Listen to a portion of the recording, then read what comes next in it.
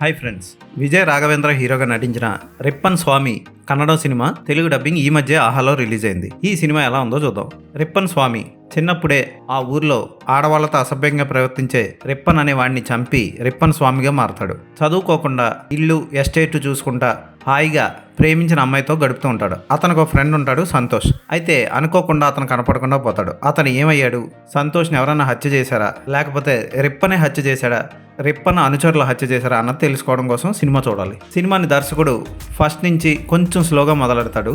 అయితే అద్భుతమైన లొకేషన్స్లో సాధారణంగా చిత్రీకరించినా సరే వావ్ అనిపించే విజువల్స్ ఎలా ఉంటాయి, వాటితో ప్రేక్షకులను కట్టిపడేస్తాడు. విజయ్ రాఘవేంద్ర కూడా తన యాక్టింగ్, బాడీ లాంగ్వేజ్ అన్ని పాత్ర కోసం మార్చుకొని చాలా చక్కగా నటించడం ఈ సినిమాకి ప్లస్ పాయింట్.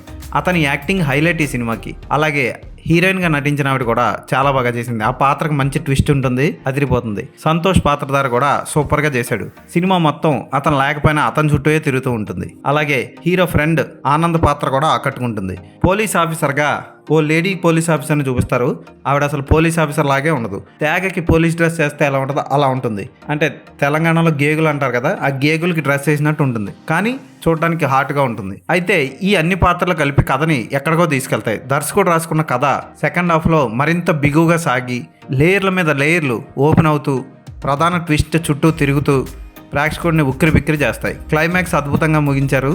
సూపర్ అనిపిస్తుంది సినిమా. తక్కువ బడ్జెట్లో మంచి లొకేషన్స్లో అద్భుతమైన స్క్రీన్ ప్లేతో మంచి తెలుగు డబ్బింగ్లో తీశారు. అక్కడక్కడ గిరిజనులు పాడే పాటలు లాంటివి పెట్టారు. అవి ఆకట్టుకుంటాయి, సినిమాలో కలిసిపోతాయి. ఒక్క పాటను మాత్రం తెలుగు డబ్బింగ్ చేసి కూనీ చేశారు. మిగిలిన కన్నడంలోనే వదిలేయడం మంచిదైంది.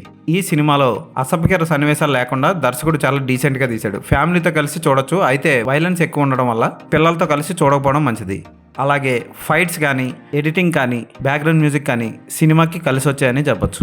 తెలుగు డబ్బింగ్లో ఆహాలో రిలీజ్ అయిన ఈ సినిమాని యాక్షన్ ప్రియులందరూ అస్సలు మిస్ అవ్వకండి. సస్పెన్స్ కూడా బాగుంది. ఈ సినిమాకి నేను ఇచ్చే రేటింగ్ 3.5/5.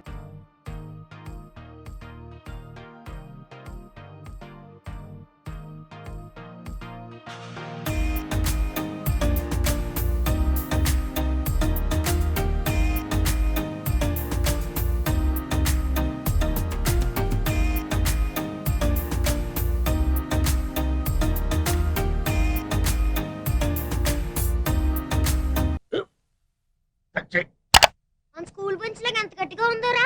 కొట్రా, కొట్టు, పర్లేదు, కొట్టు. పెట్టేసింది బాబాయ్. ఆ, ఏంటి నువ్వు కొడతావా? కమా బిట్ మీ యార్. వద్దు బాబాయ్. వాణ్ణి నేను కొట్టడం లేదమ్మా, వాణ్ణే నన్ను కొట్టమంటున్నాను. నువ్వేం కంగారు పడక్కర్లేదు. అడుగుతావేంటి?